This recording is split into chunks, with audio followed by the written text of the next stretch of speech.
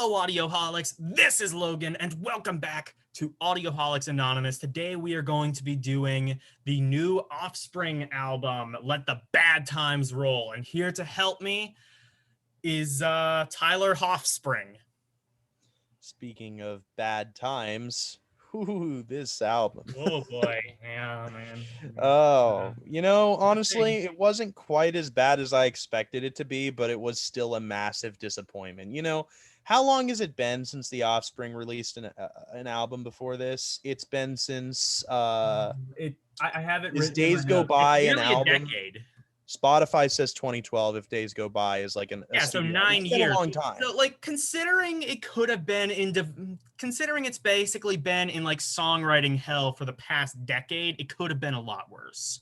It could have been, but it was still such a disappointment. I'm a big Offspring fan. I love the original album. Even Americana. though it's not quite as good as the stuff to come. Smash is perfection. Americana, like you said, Conspiracy of One. So many great Offspring albums. This is not one of them. Yeah. And I'll tell you why. Offspring hung out with 311 too much. Yeah. they took in too much of that 311 juice. That's what they did. And it shows on this entire album because I think that the songwriting got a lot more immature. Yes, even more immature than Pretty Fly for a White Guy and what's another stupid fucking Offspring song? Why Don't You Get a Job? Why Don't You Get a Job? Yeah, even stupider than that shit. Like the best song on the album is called We Never Have Sex Anymore, essentially. I'm joking. There is like a pretty good song on here. We're Coming For You is really quite good. Yeah, but that came out like 6 years ago. I remember when that was released as a single. So they also did, and this I'm going to spend the most time talking about this because I hate it. They did a cover of their own song, Gone Away, and they did it in the style of Five Finger Death Punch. You missed the point of the original song if you make it a fucking piano ballad. They did it. They had that style before Five Finger Death Punch did it. I don't know if that's true because, like, as far as I know, they always played it the original way live, and then Five Finger Death Punch covered it, and they started doing it as a piano ballad live. Yeah, like when we saw it, they did it as a piano ballad. We saw, yeah, but that was after Five Finger Death Punch covered it. Either way, it doesn't belong as a piano ballad. It doesn't. I'm sorry, you fucking ruin the song when you do that. The whole point of the original song is it's just raw anger and grief. When you turn it into a piano ballad, you strip all that away and it's just a new song. It's generic now. It's boring now. The performance that you can hear in the original song, you can hear the pain in his voice. I don't hear that. All I hear is a robotic piano ballad. Anyone could have sang this song and it wouldn't have made a difference. That pissed me off. And I can't believe they did that to their own fucking song. All right. Now that I've got that off my chest, let me finish my thing and then I'll let you go. I do kind of want to like make an argument about that. Okay, go ahead real quick. Well, I just wanted to say, I think they work on two different levels. I think the original worked on a more like anger, like how could this have happened to me? And I think like it's almost like going through the 5 stages of grief. I think like one is angrier, one is more sorrow. Okay, but we've had 500 trillion billion songs like this. Like sad, oh no, I'm crying piano ballad songs. And at this point, I'm just sick of fucking hearing them. The original song, it was heavy. There's a reason there's a lot of songs like that because life can be depressing sometimes and you have to write it down. You can convey that depression in different, more interesting ways. And that's what I think the original song did. I don't know. I can't. As somebody who's sort of like a classic rock fan, I like Billy Joel. I like piano ballads. I'm not as opposed to the whole like I guess it was white guy with acoustic guitar before. Now it's kind of white guy with piano. I'm not necessarily opposed to all of that shit as much as other people are. I I mean, will it's listen not to that it. I'm opposed to that. I'm opposed to that for this song because you had something that was unique and interesting and you made it generic. Okay, well, the old one still exists. Yeah, and I will definitely be listening to that more than the new one. Yeah. And the other point against it is his performance. I realize he's older now, but like there's no Yeah, emotion in his voice when he's the singing that song. performance on this album is, well, I'll get into that. Yeah, so the songs on this album are the real kicker. The real sin of this album is just that the fact that songs aren't very good. Um I think the only one I really liked other than Coming for You is Breaking These Bones. Oh yeah, and We Never Have Sex Anymore. Although I'll admit that's kind of a guilty pleasure because Yeah.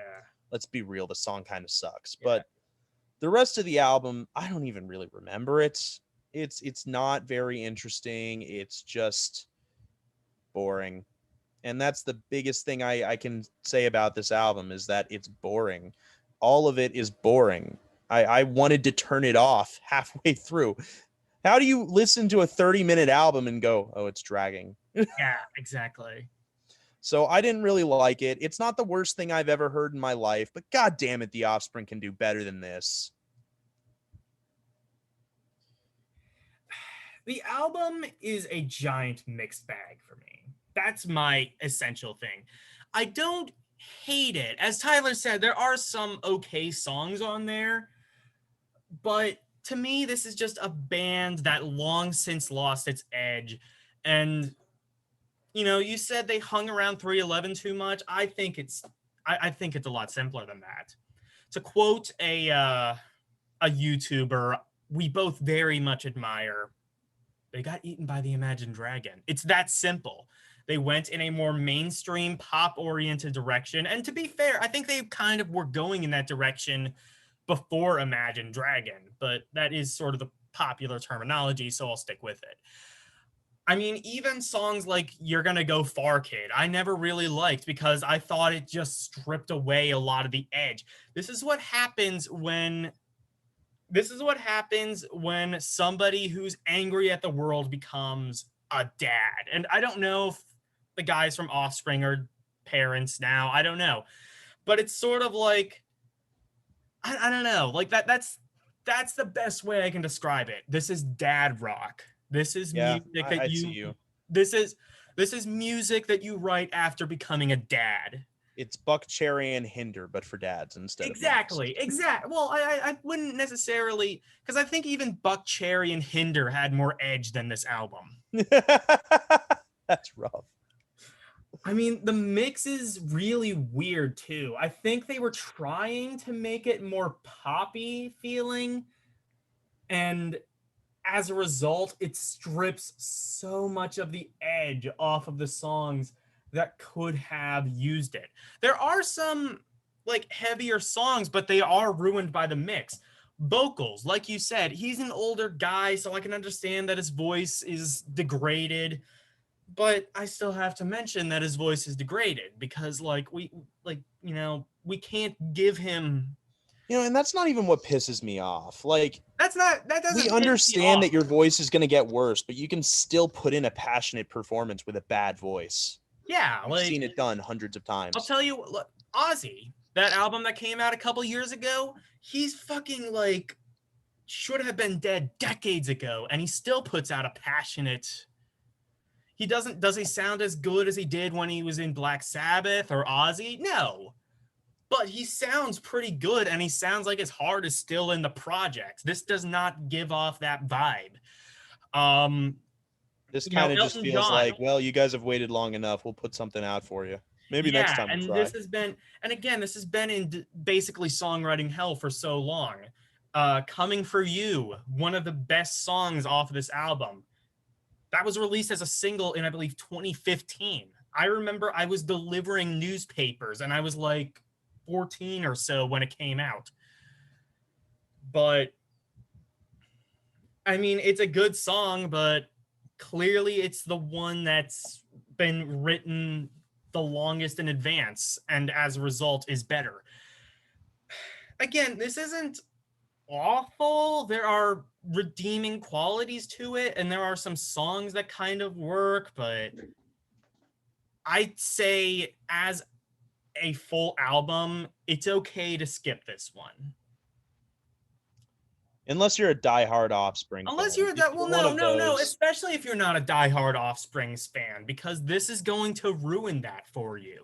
If you're a I don't think diehard Offspring fan, you're going to, because like I'm a really big Offspring. I wouldn't say I'm a diehard. I'm not their number one fan, but you know, I loved Americana. I loved Smash. I loved their self-titled album. I would even argue it's maybe even on par, if not slightly better than Americana. Again, don't shoot me. I'm just the messenger. But yeah, I mean, if you're but a nonetheless, fan, there's some songs on here that a fan would enjoy, I think. They might yeah, not there enjoy the are. whole album, but There are songs that a fan would enjoy, but a fan would not enjoy this album, I don't no, think. no. But some songs, I'd recommend at least giving it a listen if you're a fan. Yeah. Give it a If you're listen. not a fan, Maybe though, you you'll can pick a few pass. songs that you kind of like, but as a full piece, I do not recommend this. Yeah, no. All right, so did you guys hear the album? Did you go against our wishes and listen to it out of spite? Tell us what you thought in the comment section below. And without further ado, we bid you Audio audio do. do. Bye-bye.